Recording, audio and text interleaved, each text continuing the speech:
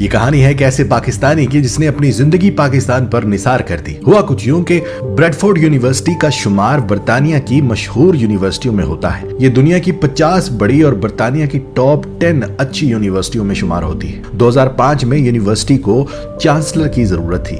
पूरी दुनिया से 100 से ज्यादा स्कॉलर्स और बिजनेस मैनेजर्स को बुलाया गया, जिसमें ज्यादा तादाद बर्तानिया, अमेरिका और जर्मन स्कॉलर्स की थी। उस लिस्ट में पाकिस्तान और इंडिया में से सिर्फ एक बंदे को बुलाया गया। सिलेक्शन से पहले जर्मन साइंटिस्ट को चांसलर की सीट के लिए सबसे ज्यादा मजबूत उम्मीदवार करार दिया जा रहा था। मगर तमाम कहानी उस वक्त तब्दील हो गई जब टैलेंट, लीडरशिप, मॉडर्न स्टडीज पर बहस में पाकिस्तान नसाद ने दूसरे तमाम उम्मीदवारों को पीछे छोड़ दिया। उस हॉल में ब्रैडफोर्ड के तमाम डायरेक्टर्स खड़े होकर तालियां बजाने और दाद देने पर मजबूर हो गए। तब एक जर्मन साइंटिस्ट उस स्कॉलर के पास आया और कहा, इस पोस्ट पर तुम मुझसे ज्यादा काबिल बंदे हो। काबीना की अक्सरियत ने उस स्कॉलर को मुंतखब कर लिया और कहा, बोलो कितनी तनख्वाह लोगे। उसने तारीखी कलमात बोले, कहने लगा, मैं यहाँ बिजनेस के लिए नहीं आया। तालीम और पैसे का एक दूसरे से मवाजना नहीं किया जा सकता। मैं एक ऐसे मुल्क से हूँ जहाँ लोगों को तालीम की बुनियादी सहूलियात नहीं है। हमारे पैसे वाले लोग दूसरे ममालिक में जाकर तालीम हासिल करते हैं,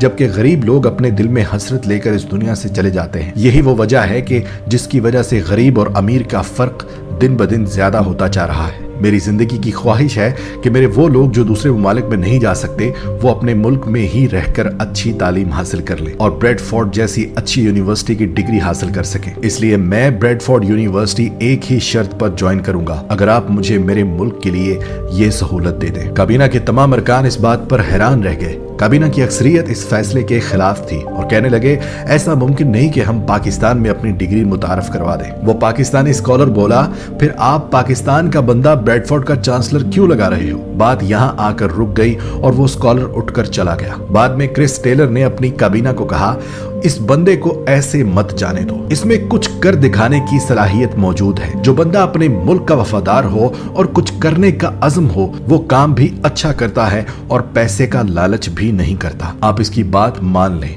काबीना ने उस स्कॉलर को वापस बुलाया और कहा, आपकी तमाम बातें मंजूर हैं, आप ही ब्रैडफोर्ड के चांसलर बनेंगे। आप पाकिस्तान में जहां चाहते हैं कैंपस बना सकते हैं। वो स्कॉलर 9 साल तक ब्रैडफोर्ड का चांसलर रहा। 1986 के बाद ये पहला मौका है कि कोई बंदा इतने ज्यादा अरसे के लिए चांसलर बना। उस दौरान उसने पाकिस्तान में नमल यूनिवर्सिटी बनाई, जिसमें पढ़ने वाले तालिब इल्मों को वही डिग्री मिलती है जो बर्तानिया में करोड़ों रुपए खर्च करके ब्रैडफोर्ड यूनिवर्सिटी में डिग्री हासिल करने वालों को मिलती है। उस शख्स का नाम इमरान खान है।